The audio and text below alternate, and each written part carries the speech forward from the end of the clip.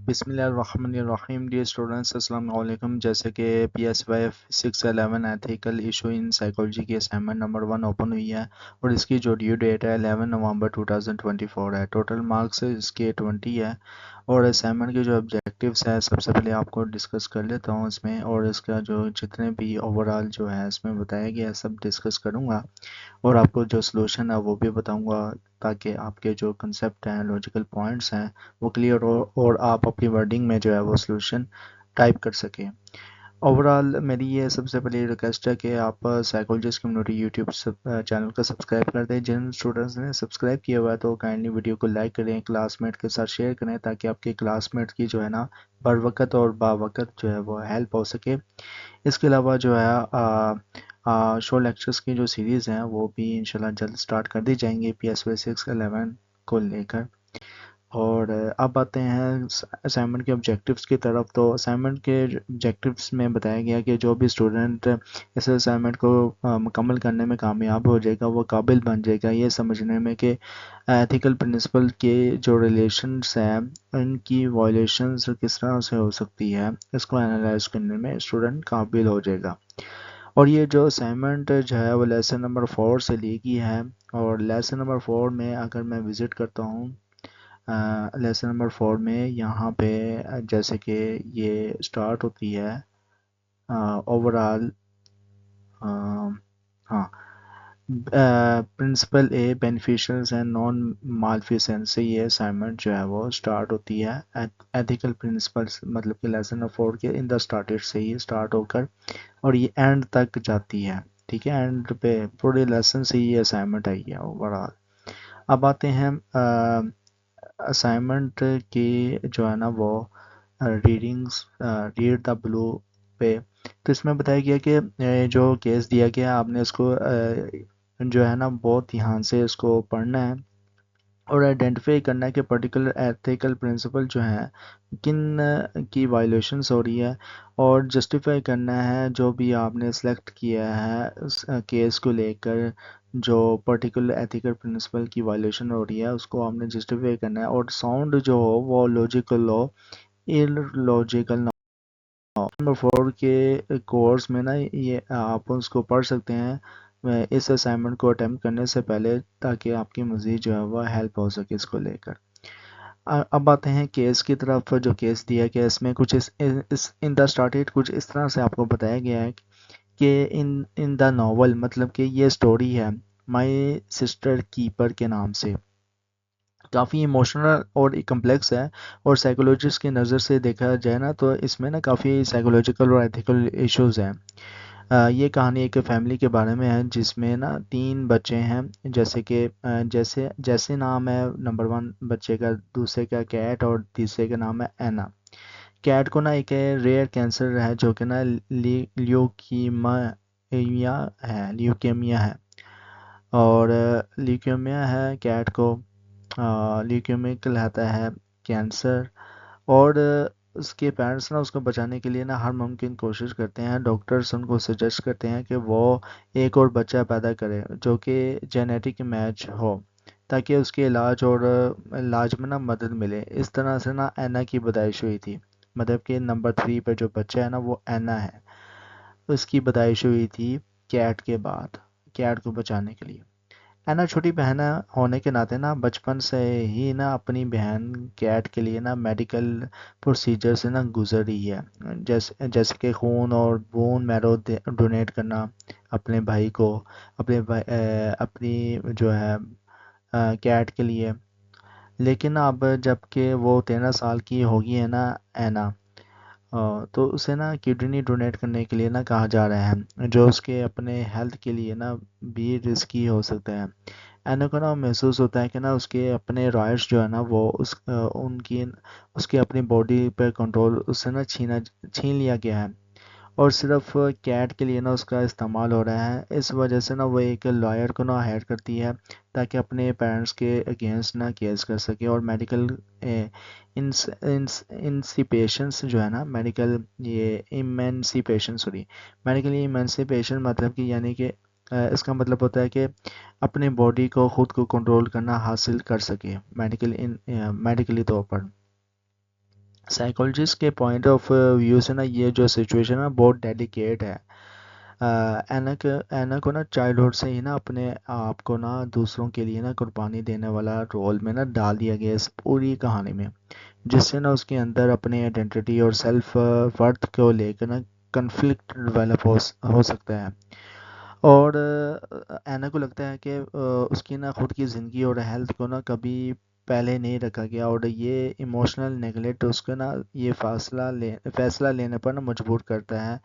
اور دوسری طرف پیرنٹس کو بھی نا اپنے پرسپیکٹیو سے جو ایک مورل ڈائلیما ہے، ان کو یہ نا ماننا ہے کہ مطلب کہ پیرنٹس کو یہ ماننا چاہیے کہ وہ نا کیٹ کو بچانے کے لیے نا ہر کچھ سب کچھ کر رہے ہیں، اور ان کی نظر میں نا یہ ٹھیک بھی ہے. اس حوالے سے ان کو دیکھنا چاہیے ٹھیک ہے یا نہیں ٹھیک. لیکن اس کا نتیجہ میں نا اینا کا نیڈس اور فیلنگز کا نظر انداز کیا جا رہا ہے کیٹ کو بچانے کے لیے. اوور آل یہ جو کہانی ہے نا ہمیں یہ سمجھاتی ہے کہ نا فیملی ڈائنامکس میں نا ایموشنل اور ایتھیکل باؤنڈریز نا اسٹیبلش کرنا ضروری ہے، تاکہ نا ہر شخص کی نا انڈیویجویلٹی اور رائٹس کا احترام ہو سکے. اسائنمنٹ کا جو سلوشن ہے وہ میں بتانے لگا ہوں. یہ تھا کیس اوور آل جو میں نے اپنی ورڈنگ میں بتا دیا. اور اسائنمنٹ کا جو سلوشن اس طرف ہی آتا ہوں میں اب. اس میں جیسے کہ پرنسپل بی جو ہے وہ فیڈیلٹی اینڈ رسپانسبلٹی ہے. مطلب کہ کیس کے اندر آپ نے دیکھنا کہ کون سے جو ہے ایتھیکل ایشو کی وائلیشنس ہو رہی ہے اکارڈنگ ٹو پرنسپل بی جو ہے فیڈیلٹی اینڈ رسپانسبلٹی کو لے کر. تو رسپانسبلٹی اس کی بات کی جائے تو پیرنٹل رسپانسبلٹی کا نا انڈر پریورٹائزیشنس کرنا. ٹھیک ہے، مطلب کہ جسٹیفیکیشنز میں نے کچھ اس طرح سے بتایا ہے ایتھیکل وائلیشنس کو. آپ اپنی طرف سے جو بھی آپ کا جو ہے نا موٹیو، آپ اپنی ایتھیکل وائلیشنس کو لے کے نا آپ کیس اسٹڈی کر کے اپنے پرسپیکٹیوز کے اکارڈنگ بتا سکتے ہیں. یہ میرے پرسپیکٹیو کے اکارڈنگس ہے، کیوں یہ جو کورس ہے نا PSY 611 ethical issues in psychology, یہ ٹوٹلی لاجیکل ہے. اور جس کا کنسیپٹ جتنا اچھے سے کلیئر ہوگا، کہ جتنا وہ لاجیکل کنسیپٹ کو کلیئر کرے گا نا، اتنا ہی وہ اپنے اکارڈنگ جو ہے نا وہ پوائنٹ کو بیان کر سکتا ہے. اوورال یہ جو ہے نا میں نے اس میں بتایا جسٹیفیکیشنس میں principle B fidelity and responsibility میں کہ اینا کے لیے نا ٹرسٹ اور ڈیوٹی کا کنسیپٹ نیگلیکٹ کیا گیا ہے. پیرنٹس کا نا پرائمری فوکس صرف کیٹ کو بچانا ہے، اور جس میں نا اینا کی ہیلتھ اور آٹونومی کو نا کمپرومائز ہو رہا ہے. یہ جو پرنسپل ہے principle B fidelity and responsibility, parents پر یہ ذمہ داری ڈالتا ہے کہ وہ دونوں بچوں کے ساتھ ٹرسٹ ورتھ اور رسپانسبل بیہیویئر کرے. لیکن اینا کے ہیلتھ اور آٹونومی کا سیکنڈری امپورٹنٹ دینا نا اس پرنسپل کی وائلیشنز بھی ہے. ٹھیک ہے، صرف دوسرے بچے کو ہی یہ ترجیح دینا یہ وائلیشنز ہے principle B fidelity and responsibility کی. پرنسپل سی کی بات کریں تو یہ انٹیگریٹی ہے، مطلب اور اس میں جو ایتھیکل وائلیشنز میں نے کیس کو لے کر کچھ اس طرح سے بتائی ہے کہ lack of honesty and transparency regarding, مطلب کہ جو ہے نا غلط قسم کی اور ہونیسٹی جو ہے نا وہ کنڈکٹ کی جا رہی ہے اینا کو لے کر، اینا کے رول میں. اور جسٹیفیکیشنز میں نے کچھ اس طرح سے بتائی ہے ایتھیکل وائلیشنز کو لے کر پرنسپل سی انٹیگریٹی کے ساتھ، کہ یہ جو پرنسپل ہے نا ڈیمانڈ کرتا ہے کہ لوگ اپنی ایکشنز اور ڈیسیشن میں نا ہونیسٹ رہیں اور فیئرنیس کے سمجھیں. اس کیس میں نا پیرنٹس نے نا اینا کے ساتھ نا ہونیسٹ اور کلیئرلی انٹینشنز نہیں رکھی. اینا کو نا بس ایک میڈیکل ریسورسز کی طرح نا ٹریٹ کیا گیا ہے، جو انٹیگریٹی کا وائلیشنس ہے، کیونکہ نا وہ ایک انڈیویجول ہے اور اس کا بھی نا رائٹ ہے، مطلب کہ اینا کا رائٹ ہے کہ اس کے ساتھ نا فیئرنیس اور ڈگنیٹی کے ساتھ نا ٹریٹ کیا جائے.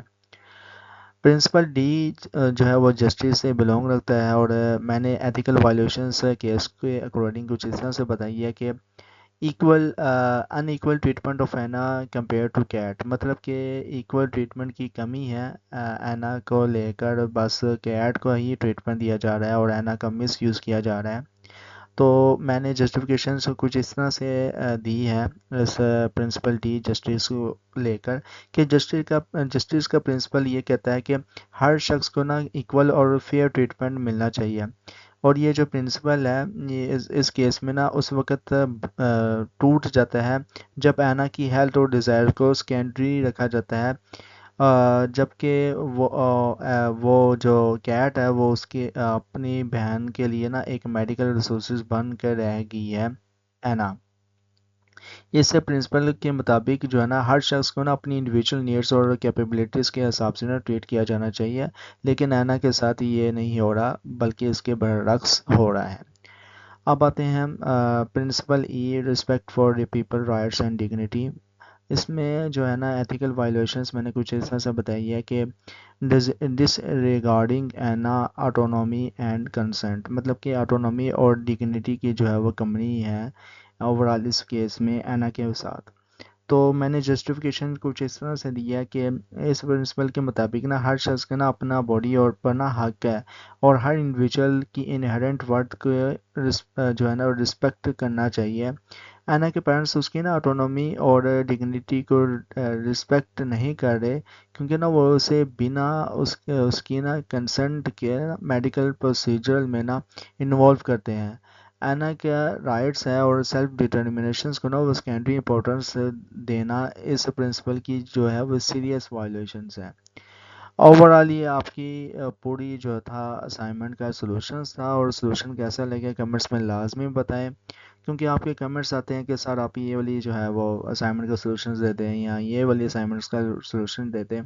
سم ٹائم کیا ہوتا ہے کہ مجھے نا آپ کے اسائنمنٹس کی جو کویشچنس فائلز ہے وہ نہیں ملتی، جس کی وجہ سے سولوشنز بناتے ہوئے بھی دیری ہوتی ہے، اور سم ٹائم انٹرنیٹ جو پاکستان میں کس طرح کے حالات ہیں آپ کو پتہ ہے، وہ پھر ویڈیو بھی اپلوڈ ہونے میں ٹائم لگتا ہے، تو آپ تو کہتے ہیں کہ فوراً آج ہی اسائنمنٹ ابھی اوپن ہوئی ہے تو ایک ہی گھنٹے کے اندر سولوشن آ جائے، اٹس ناٹ دیٹ پاسبل۔ تو اوورال جو ہے وہ ایک دن یا 2 دن ڈیلے ہو جاتا ہے سائیکولوجسٹ کمیونٹی کی طرف سے جو سولوشنز ہوتا ہے فائلز کا، لیکن زیادہ نہیں ہوتا آپ کے جو ہے وہ ڈیڑھ ویکس ڈیڑھ ویک کمیپیشن اسائنمنٹ کے سولوشنز میں آپ مطلب کہ 1.5 ویک ہوتے ہیں اسائنمنٹس کو اپلوڈ کرنے میں ایل ایم ایس میں۔ تو انشاءاللہ جو ہے وہ شو لیکچرز کی جو سیریز ہے پرنسپل جو ethical issues in psychology P S 5611 کو لے کر جلدی سائیکولوجسٹ کمیونٹی یوٹیوب کی طرف سے شروع کر دی جائے گی، اور باقی جو ہے شو لیکچرز کی سیریز چل رہی ہے انشاءاللہ آنے والے جتنے بھی لیکچرز ہوں گے آپ کو مل جایا کریں گے آپ کے کورس کے اکارڈنگ۔ ہوپ فلی ملتے ہیں کسی اچھی اسائنمنٹ کے سولوشنس میں، یا جی ڈی بی یا پھر کوئز کے سولوشنس میں، اور یا پھر کسی شورٹ لیکچرز کی سیریز میں۔ ٹل دین تھینک یو سو مچ، اللہ حافظ۔